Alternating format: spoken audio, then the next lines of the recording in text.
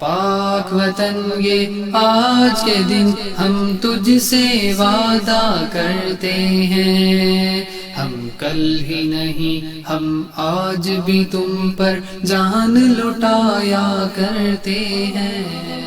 5 اور 6 ستمبر کی درمیانی شب جب دشمن اپنے ناپاک ارادوں کے ساتھ لاہور اور سیال کوٹ پر پوری تیاری کے ساتھ حملہ آور ہو رہا تھا، جب اس کے جرنیل یہ بڑکے مار رہے تھے کہ صبح کا ناشتہ ہم لاہور جم خانہ میں کریں گے، مگر دشمن نہیں جانتا تھا کہ وہ کس قوم کو للکار رہا ہے۔ وہ قوم جس کے مٹھی بھر جوان دشمن کے سامنے سیسا پلائی دیوار ہو گئے اور کئی گھنٹوں تک اسے روکے رکھا۔ وہ قوم جس کے شہری اپنی فوج کے شانہ بشانہ میدان جنگ میں اتر آئے، کوئی کلہاڑی ہاکی اور پتھر لیے نکل رہا ہے، کوئی ہسپتالوں کے باہر مریضوں کی امداد کے لیے قطاروں میں کھڑا ہے، کوئی سپاہیوں کے لیے ساز و سامان کر رہا ہے تو کوئی سینوں پر بم باندھے دشمن کے ٹینکوں کی تباہی کا سامان کر رہا ہے۔ دوسری طرف واجہ پاکستان کا یہ عالم تھا کہ کوئی سپاہی سرحد پر قدم جمائے گولیوں کی بوچھاڑ کا سامنا کر رہا ہے تو کہیں میجر عزیز بھٹی کے روپ میں دشمن کو ناکو چنے چبا رہا ہے، کہیں MM عالم 30 سیکنڈ میں 5 جنگی طیارے گرا کر ورلڈ ریکارڈ بنا رہا ہے تو کہیں پاک بحریہ کے جوان سومناتھ پر 18واں حملہ کر رہے ہیں۔ غرض پوری قوم متحد تھی اور ایک تاریخ رقم کی گئی۔ دنیا نے دیکھا کہ وہ قوم جو بھی اپنے پیروں پر نہیں کھڑی ہوئی تھی،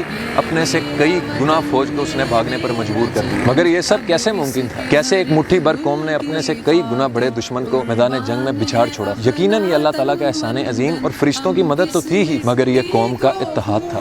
وہ دو قومی نظریہ جس کی بنیاد پر پاکستان بنا تھا، وہ دلوں کے اندر زندہ۔ فوج اور قوم ایک دوسرے کے شانہ بشانہ کھڑے تھے۔ شیعہ سنی فسادات نہیں تھے، پنجابی سندھی بلوچی اور پٹھان کے آپس کے جھگڑے نہیں تھے، اور سب سے اہم یہ کہ اس وقت سوشل میڈیا کے ذریعے قوم کے دلوں میں اپنی ہی افواج کی نفرت نہیں ابھاری گئی تھی۔ میرے عزیز ہم وطنوں، آج بھی دشمن پوری قوت کے ساتھ ہائیبریڈ وار کے میدان میں اتر چکا ہے۔ کہیں وہ کلبھوشن یادو کی صورت میں پاکستان کی سرحدیں پار کر کے بلوچستان میں بغاوت کے جذبے ابھار رہا ہے تو کہیں RSS کے درندوں کو پاکستان کی جڑیں کاٹنے کے لیے تیار کر رہا ہے۔ کہیں PTM کی شکل میں یہ جو دہشت گردی ہے اس کے پیچھے وردی ہے کہ ناپاک نعرے بلند کرتا ہے تو کہیں آزاد بلوچستان اور سندھو دیش کی باتیں کرتا ہے۔ کہیں وہ مرد اور عورت کے مقدس رشتے کو توڑنے کے لیے میرا جسم میری مرضی اور والد سے لیں گے آزادی جیسے غلیظ نعروں کو بلند کرتا ہے تو کہیں شیعہ اور سنی فسادات کو چنگاری دے کر امت مسلمہ کی صفوں میں آگ بھڑکانا چاہتا ہے۔ غرض دشمن پاکستان کے ہر ادارے کو توڑنے کے لیے دنوں رات کوشاں ہے۔ جو لوگ امن کے دنوں میں اپنا پسینہ بہاتے ہیں وہ جنگ کے دنوں میں اپنا خون بچا لیتے ہیں۔ آئیے گھر بیٹھ کر تنقید کرنے کے بجائے اور دشمن کے پروپوگنڈے کا شکار ہونے کے بجائے ہم اپنا کردار ادا کریں۔ اپنے ہی اداروں کے خلاف زہر اگلنے کے بجائے آپ ذرا سوچیں، کوئی سپاہی